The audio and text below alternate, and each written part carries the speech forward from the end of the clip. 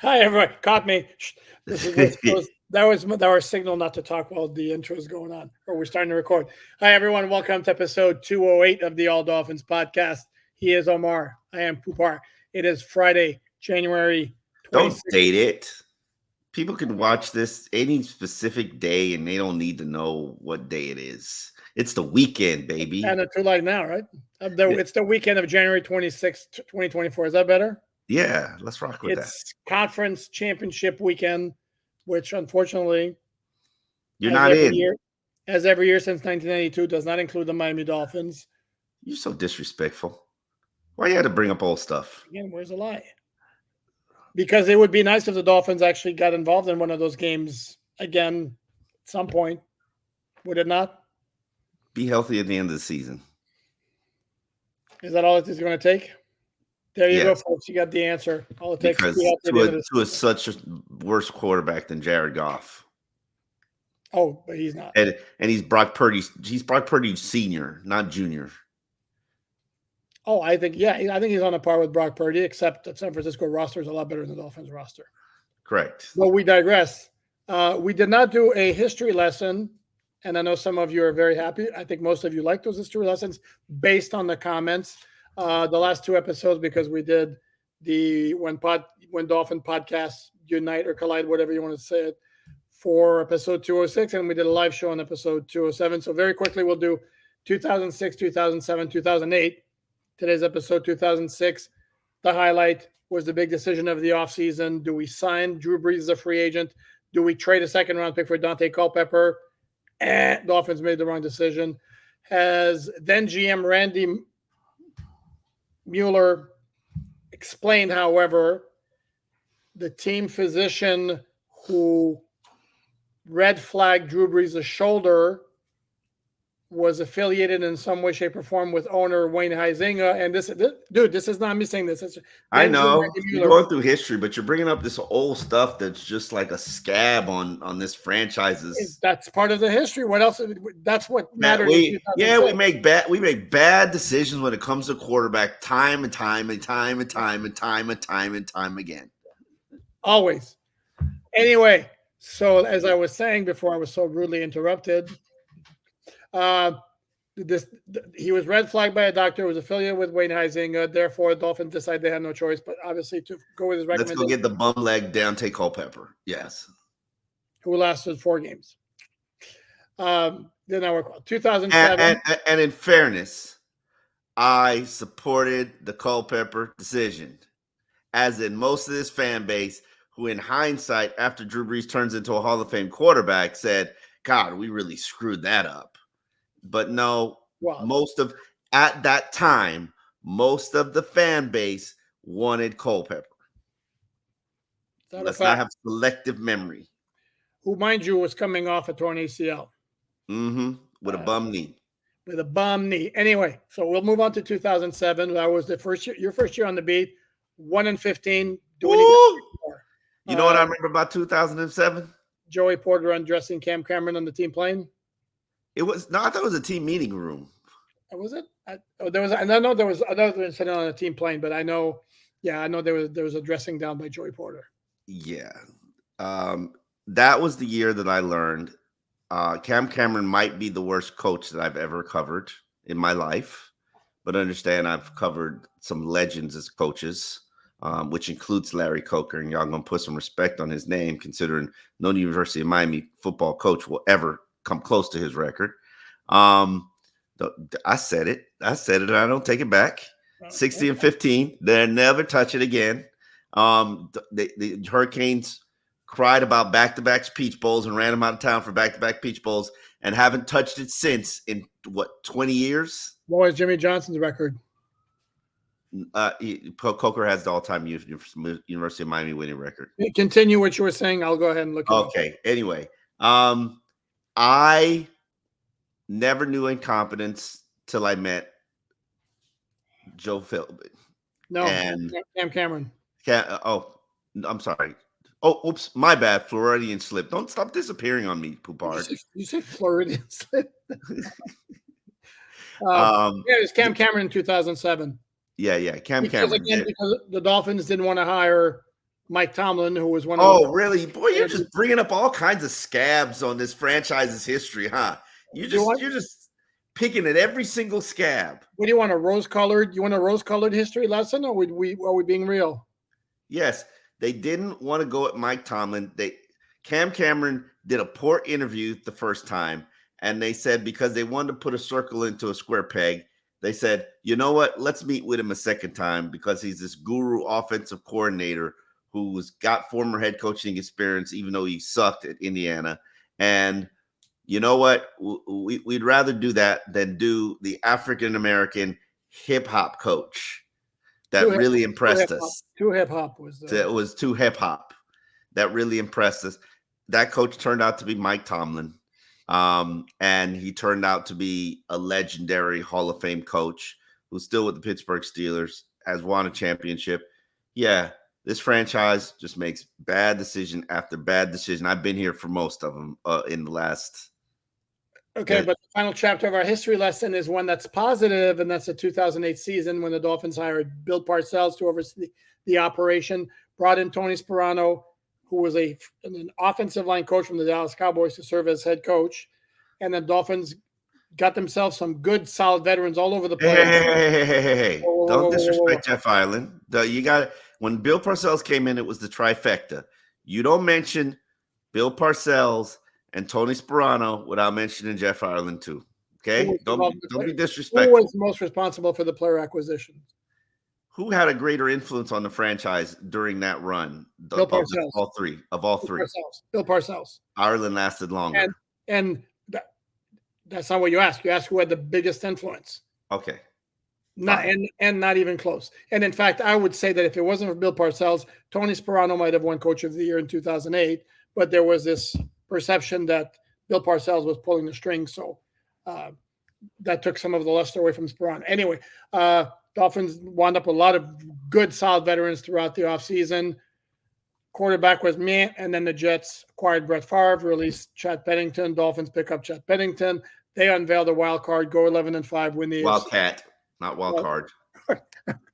Freud and slip, because that's what I'm used to the Dolphins getting when they make the playoffs. Did I say that out loud? Sorry. Dolphins make the playoffs, go 11-5. Unfortunately, they lost in the playoffs, and that's the last time they won the division title. And it's also when the Patriots missed the playoffs despite going 11-5. It feels like as you're giving this history lesson, you're just rubbing every salt in the wound. You're just rubbing it. Every bad decision that you've made. Yes, I know I lived through all of them. I don't believe you rubbing in the 2004 bad decision or 2003 bad decisions in Miami's face. You just. Dude, when I do the history lesson, I mentioned the highlights, and what did I say that was wrong about 2008? That was even negative. Go ahead. Okay. All right. In 2007, they were 1-15. I'm sorry, I should have highlighted the overtime win against Baltimore. Yeah, man, that was an impressive game by Greg Camarillo. Yeah, except and to me, maybe I'm weird, but I saw the reaction to that win in overtime was like crazy, like they'd won a playoff game or something. I cried. I shed a tear. For me, I was like, so you're not going to go. You're not going 0-16. What's a big whoop? You're going to be 1-15. I mean, 1-15, but you're not the worst in NFL history. The Detroit Lions are. Correct, which they did the following year in 2008. Yes. So, anyway, but 2008 was a very, very good season for the Dolphins. Chad Pennington had a great year at quarterback. The Wildcat was unveiled. That game against the Patriots at Gillette Stadium in week 3, or no, it was week 4 after the bye, was nothing short of brilliant when they unveiled the Wildcat, and the Patriots had. Hey, you didn't talk about the birth of the Wildcat, which was on the plane with David Lee, coming off a loss to the Arizona Cardinals, which I believe was 31-10. Let me check my facts here. Started off 0-2. You got that. God damn, you got the score right. God damn you. I was just testing you and I failed. It's like I play Stump Apart and he hits the score. How do you remember a game from a score in 2008, like without looking it up? I told you that's one gift I have is good memory with numbers and names. And they lost the opener against the Jets 20-14 when they were down to try to pull out a late victory, and Chad Pennington was picked off in the end zone. I believe it might have been by Reva Silo. And what was the score of the final game against the Jets that sealed the AFC East victory? 24-17. That's easy. Come on. I wouldn't remember any of these, and I covered them. Yeah, and I'll give you another one. And then even more impressive, the game after they beat the Patriots 38-13, they played the Chargers at home at a time when the Chargers were very good, and they won 17-10. They basically ate the final 5.5 minutes. This is a game you would have loved, or you did love, because it was done on the ground at the end of the game, protecting a seven-point lead. All right, let's move on to the present. Okay, and it's defensive coordinator search. We'll address the conference title games a little bit later. The news today is reports of 2 candidates coming in to interview. One is Brandon Staley. You can find all the information here on this website, all the candidates for Dolphins defensive coordinator positions. You can find a breakdown of what the 10 issues that you have to overcome. You can find before you actually get to the starting line of free agency. You can find my column about my need for Mike McDaniel to hire somebody with head coaching experience, just so that he can have somebody to bounce some of these leadership issues off. Vic Fangio was there, not necessarily certain how much Mike McDaniel felt he could go to Vic Fangio, who really wasn't really talking to him. But it would certainly be nice if he had a gray beard to his staff. But obviously, Mike McDaniel's a big boy. He can figure things out if he doesn't. However, you got my point on that column, right? Yeah, I did. But here's the thing: is of the 2 candidates unveiled today, one is Brandon Staley, who does have a coaching experience, not highly successful head coaching experience, particularly when he was in charge of the defense, and it never ranked higher than 20th in his 3 seasons as Chargers head coach, and this year they fell to 28th. But he did oversee the number 1 defense in the NFL in 2020 when he was with the Rams, where one of his 2 star players was Jalen Ramsey. And if you're wondering what connection with Mike McDaniel, well, they share the same agent, Richmond Flowers. They're part of the same pack of young, hot, flashy coaches that they hang out with each other in the summer, and that it's the new, it's the Rat Pack. They're all part of the coaching Rat Pack together. The Rat Pack. You get my. I do get. You don't remember? Do you know what the Rat Pack is? I kind of know. It's like old guys, Sammy Davis Jr. and that was the Rat Pack. The Rat Pack was for young actors who starred in a lot of movies together, like Judd Nelson. I don't know who else was in it. Emilio Estevez, The Time of the Breakfast Club, and St. Elmo's Fire, that type of thing. Okay. The other candidate comes from the Buffalo Bills. He's the linebackers coach. His name is Bobby Babich, and this is a cool story. He joined the Bills staff with his father in 2017. Father was a longtime NFL assistant. Bobby Babich had coached at FIU, my alma mater, in 2016. Joins the Bills in 2017 with his father. His father retires at the end of the 2021 season. He had been coaching the linebackers, and his son, who had been coaching Jordan Poyer and Micah Hyde as the safeties coach, moves over to take over the linebackers, replacing his father. And some of the kind of work I reached out to my buddy in Buffalo says they praise his teaching ability to the nth. Matt Milano was an All-Pro in 2022. And then this year, Terrell Bernard, his game shot up big time under Babich's tutelage. But he's got no head coaching experience, no DC experience. Did, however, coach with Mike McDaniel 1 year with the Cleveland Browns in 2014. Ooh, wow. They go back together. Okay. Well, he certainly had opportunities to add him to his staff previously before this, but maybe this is an elevation of stature. Also, we should mention that Anthony Campanelli and Ronaldo Hill are realistic candidates. And I personally have no lead dog in this race. I will say, if I had to choose from the names that we know of at this present moment, Staley would be at the head of the pack for me, from the standpoint, one, he's already got history with Jalen Ramsey, would put off this cryptic tweet about success and timing and Yeah, correct. and come on, Ramsey doesn't tweet accidentally. And as I've always said, Ramsey pretty much can, if he has something to say or has a message to share, he'll share it on his own. And he did that. He's, to quote, situations matter. I've seen people thrive in some situations and not in others. I've seen people not be in the right situations and even succeed. And I've seen people who succeed over expectations because of good situations. People change, people grow, etc. It's a bigger picture. I'm assuming that's about Staley. Just one would think, right? yeah, I know Jalen Ramsey was not a big fan of Vic Fangio. Not that I want to speak for Jalen Ramsey, because I do not have the credentials or. You have 1 minute. What do you mean? I have 1 minute. 1 minute to speak for him. See what I did there? That's an inside joke. I see what you did there. Okay, yeah. I do not have the credentials to speak for Jalen Ramsey. Jalen Ramsey could speak for himself. Obviously, the fact that he didn't say anything about Vic Fangio should speak for him. And I mean, what's he going to say though? He's going to say good. Nice knowing you, old man. Really? He could kick rocks. Yeah, did that strike you as being appropriate though? Did Javon Holland kick rocks? You know what? I'm not bothered by it, because it's this next generation of players, and they have a say, they have a voice. And you know what?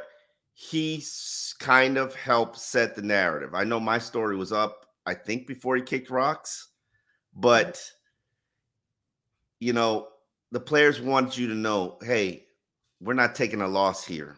We're actually thankful that he's gone. And they are. They are. Okay, and again, maybe this is my old man syndrome kicking in, but I mean, again, do you need to rag on the guy on his way out the door? I mean, he's gone. No, but because you're trying to paint you don't understand this generational, man. You're trying to paint your picture, your narrative, because it's way more important than their narrative. You understand? Yeah, but what's Javon Holland's narrative other than saying good riddance, when, first of all, Fangio did nothing but praise Javon Holland at every turn? He did. And it's not, what beef would Javon Holland have had with Vic Fangio? The same beef a lot of players that had with Vic Fangio. Vic Fangio was not very popular. I know. And if they felt like he was a hindrance to what they achieved, and they do feel like he was a hindrance to what they achieved, who are we to judge them or judge how they want to voice their displeasure or sentiment that he's gone? What I think Javon Holland, as a leader of that unit, and probably as you wouldn't argue he's a top 5 most influential player on that team, would you? Probably in that neighborhood. Okay. I think what the sentiment he's saying is, we're not taking a loss. We're actually making a change that we think is going to help us improve. Because if he hadn't said something, this fan base, as you know, would have belly ached and cried and whined about, oh my God, we can't keep even a good defensive coordinator here. Oh, look, nobody wants to work for us. That's out there anyway. What do you say? That's out there anyway. Okay, it's out there. And this generation's players will tell you what they think in the creative social media aspect way of kicking rocks. He didn't say anything. He literally just woke up on his social media account and decided he wanted to kick a rock and share that with the world. Yeah.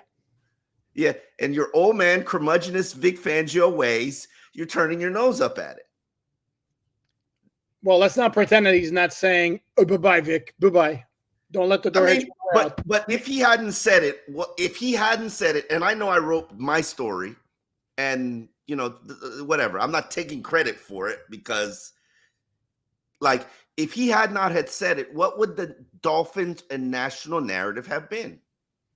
Would it be that much different than what it is now? Because the narrative is it's a couple of things. It's number one, leaves the Dolphins, signs with the Eagles immediately. What's up with that? Tampering, which Well, but it part goes of the back, NFL. to last January. I mean, Huh? when What'd you say? he wanted to be in Philly all along. I mean, it goes back to that. And Mike Florio came up with the same theory that I had, that basically Fangio gave the Dolphins his word, verbally accepted the job. Gannon leaves, and Fangio was like, that's Don't the want to job be. I wanted. Yeah. I mean, he came when we asked him about it in a press conference where they forced him to talk at the end of OTAs, and he was like, "I don't want to talk. If I talk, you might not like what I say." And literally, he basically said, "Yeah, there's some truth to the fact that I didn't want to be in Philadelphia and I didn't want to be here." Well, then he came up with the whole thing of like, or the story came out that he didn't wind up in Philly because of the timing. Well, the timing now makes sense, that it was basically, had he known that Gannon was going to leave, he wouldn't have said yes to the Dolphins. But that's another one. And another one is, what's up with all the turnover at DC? It's going to be 3 and 3 years for McDaniel. And then this was a gripe that I know some people had about Flores and building an offensive staff. Well, it's going to be 3 DCs in 3 years for McDaniel. Who is some people? Who is some people? Okay, listen. While I hear that, the first defensive coordinator, and I addressed it when it happened, was forced on him, and I didn't like that or respect that at all. You don't hire me and then force me to take on somebody and say, this is what you're going to have to do, deal with it and make it work. Like, if you hire me to do a job, at least let me pick the groceries. And that was not the case. No, that's fair. That's fair. And correct. And then the guy that I wanted to hire, I finally do get to hire. He comes here and we don't necessarily hit it off, which happens. But it's not just about me, because I probably could have tolerated this for another season or two. It was really about the players, who more so basically said, some of them, very high profile guys, it's either him or me. And what do you do if you're Mike McDaniel? Well, and then you have also a coach who wants to leave. And then you're also from a managerial standpoint, getting rid of his very high contract. Mm-hmm. It is what it is. And we are where we are. Mike McDaniel has to hire his third defensive coordinator. It's not like he's hiring 3 because the last guy sucked. The last guy didn't suck. It was a top 10 unit, despite all the injuries that they received. Tons of growing pains. Maybe with Staley, you can continue to build on that. What I don't necessarily like about Staley is the fact that, and this is, I don't know much about Staley other than what he did as a head coach. I don't know his resume as a defensive coordinator, but what I do know, only had 1 year. He only had 1 year as a DC. Yeah, what I do know is the shade that Vic Fangio threw his direction as an understudy. He was a Vic Fangio understudy. He's running the Vic Fangio defense, and Vic shades him like, oh boy, well, he moved up really fast in this game. But basically he can't do what I do, which. Yeah, and the background for those who might not be aware is Staley coached the outside linebackers when Fangio was the DC in Chicago in 2017, 2018. Fangio gets the head coaching job in Denver, brings Staley along as outside linebackers coach. Yes, outside linebackers coach again for 1 year. Staley gets hired by the Rams as DC in 2020. Rams with Aaron Donald, Jalen Ramsey are the 2 main guys on defense. They're number 1 in the NFL in yards allowed, points allowed, pass defense. And then the Chargers hire Staley to be their head coach in 2021. And he's in charge of the defensive play caller for those 3 years. And they are 23rd, 20th, and 28th in total defense. And if you saw, as I wrote on alldolphins.com today, it was today, ironically, his high point and his low point from a defensive standpoint with the Chargers, both were against the Dolphins. His high point was the 2022 December game. His low point was the 2023 season opener. And based on what we saw of the Chargers defense, I mean, you go like this, and then the only solace I would take is that Butch Berry also had a really poor reputation before he came to Miami and did a good job with the offensive line. Oh yeah, that was a hell of a reclamation project right there. I will give you my if you ask me what I would like to see as a defensive coordinator, would be Sexy Rexy, who I think is a hell of a defensive coach. What do you think he would work personality wise with Mike McDaniel? That's the question. That's a question. Is he too big of a personality for Mike McDaniel? That's a question. And there have been some who have thrown out the idea of, what about Bill Belichick? Well, there are two problems with that. No, well, I'll explain. Let me allow me to explain why it doesn't make sense. Is number one, do we really expect Bill Belichick to want to work as a DC after 23 years as a head coach, where he's calling all the shots, including personnel? And then number two, do you think Mike McDaniel or maybe any other coach in the NFL wants to have that dude on his staff?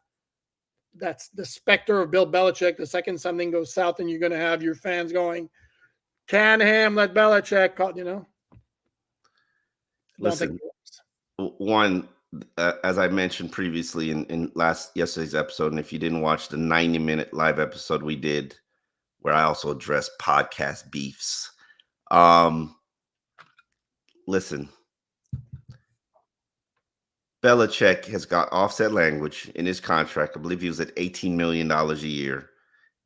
If he works as a defensive coordinator or a head coach, he's probably going to be working for free.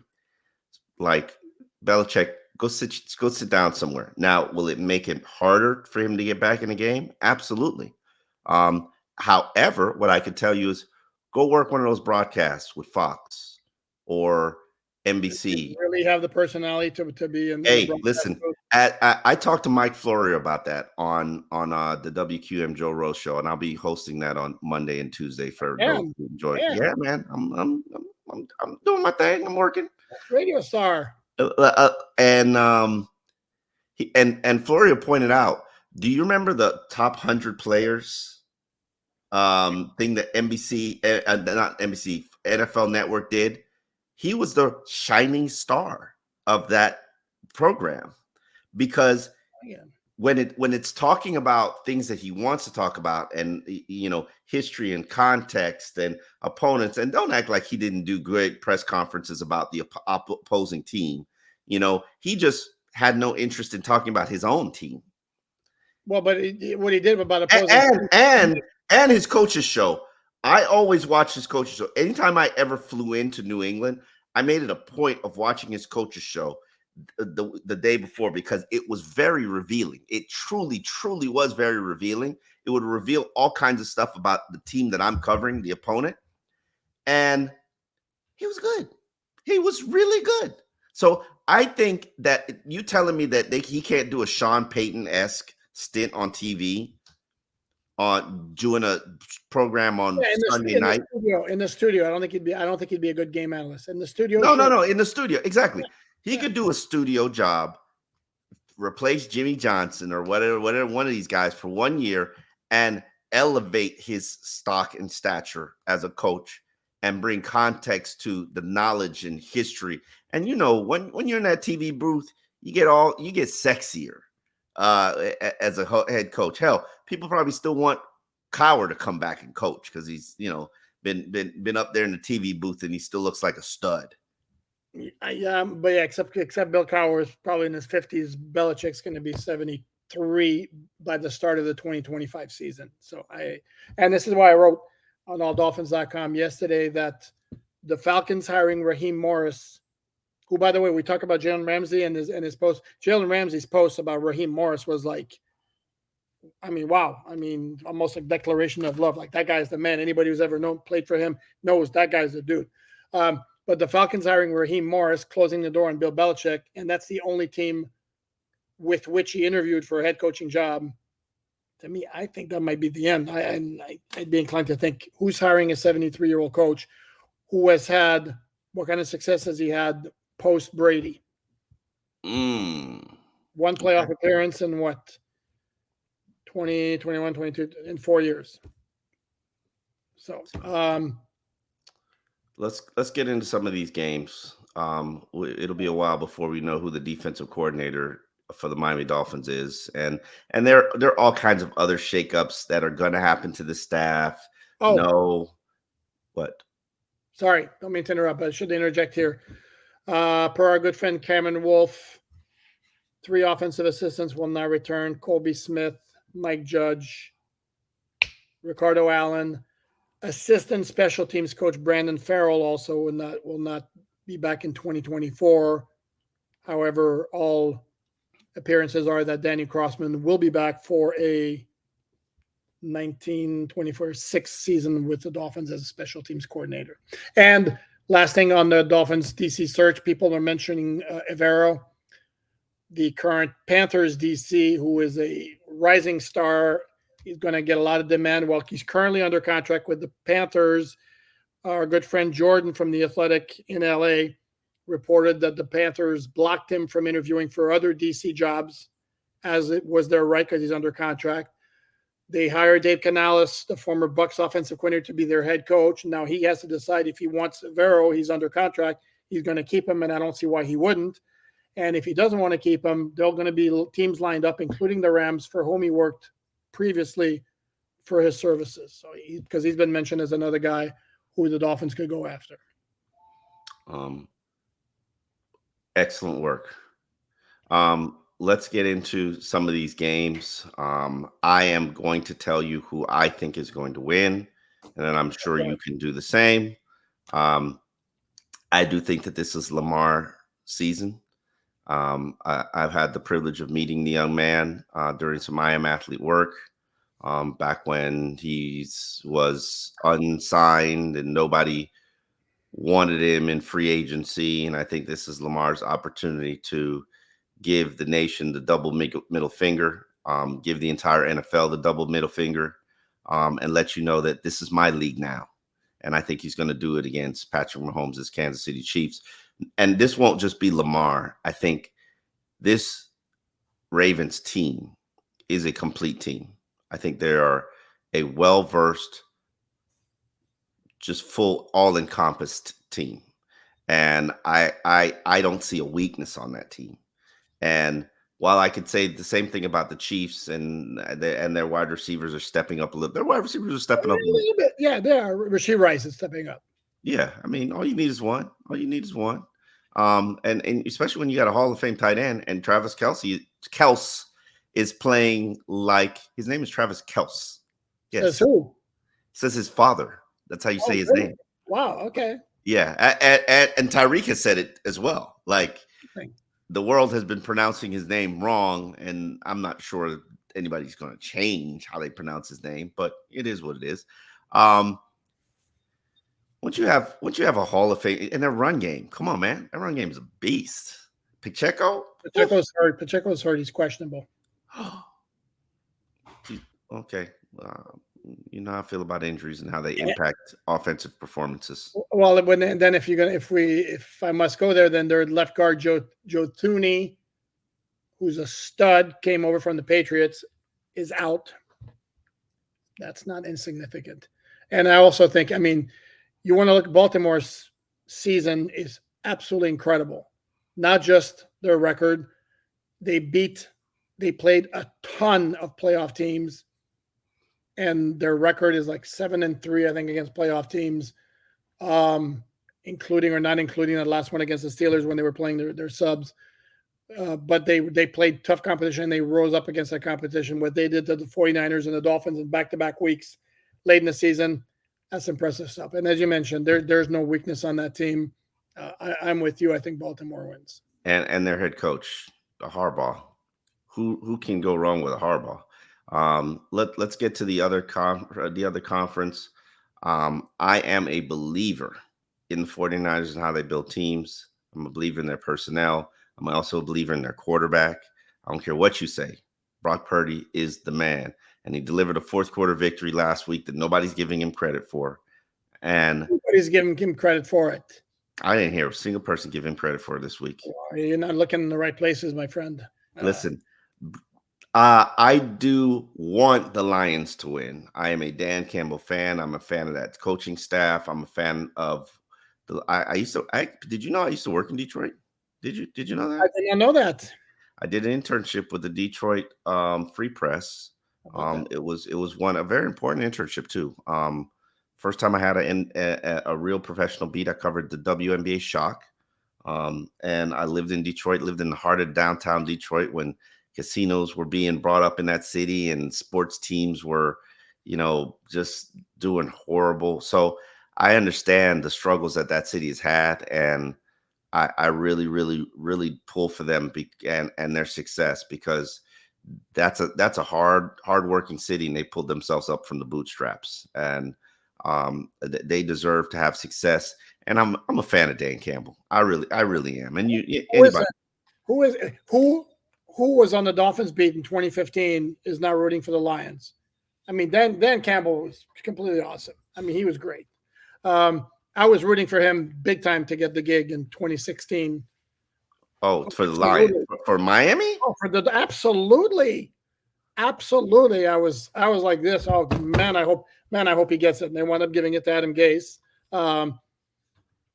Because here's the thing is, even though, the game management situation stuff could be an issue early on, you knew whoever got him as a head coach was going to play hard. I mean, like crazy. He's a leader of men. It was going to be tough. Yeah, he's a leader of men, and that team is tough. Unfortunately, there were a match we talk about, like the Ravens don't have any weaknesses. The 49ers don't. In fact, to me, their biggest weakness is quarterback. And again, you look at that offense, and Jimmy Garoppolo put up 100 passer ratings consistently with that offense. Dude, where they went to the NFC Championship game with Jimmy Garoppolo in 2019, went to the Super Bowl in 2019, and in 2021, I want to say. No, Jimmy ain't no slouch, man. Stop disrespecting Jimmy. Jimmy's no slouch. I said it. Jimmy Garoppolo is a solid quarterback. You don't think that system and playing with that talent offensively? Oh, it just makes 100 rated quarterbacks instant water. Well, why did Trey Lance not look like 100 rated quarterback? First of all, what's his sample size? Don't matter. But dude, he didn't get much of a shot. You say it's just an instance add quarterback, 100 rated quarterback. Well, you could add a lot of different quarterbacks and they would have that kind of success. That's my point. And I think Brock Purdy is one of those. I don't think Brock Purdy is anything special as a quarterback, even though he had the good last drive against the Packers last Sunday. But I think they're too solid all around. Their defense, which has not been quite as dominant this year as it was maybe last year, I still think is going to give Jared Goff some problems. I am massively hoping for Lions upset. I do think it's going to be chalk with the 2 number 1 seeds winding up in the Super Bowl. Well, I think that covers it. We're both picking the Ravens and the 49ers to make it to the Super Bowl. If the outcome is any different, we'll be back Sunday to recap it and give you a look at maybe what the Super Bowl's, what we learned from the Super Bowl championship weekend. Thank you for watching alldolphins.com, All Dolphins podcasts. You know how to find our work at alldolphins.com. And you know what the price of it is? It's free. It's for a click. No subscription, no paywall. You click the story, you read the story. You can find it on social media by writing in #AllDolphins, and you can find all the content that we produced on a daily basis or a weekly basis. We appreciate your support by clicking it and reading it. We appreciate your support by listening to the podcast, by watching the podcast. You know, that's how we support ourselves over here on these streets. No podcast beefs, no podcast war. Love to all the podcasts. All love. Wonderful, everybody. You have a great weekend, and we will see you maybe this weekend.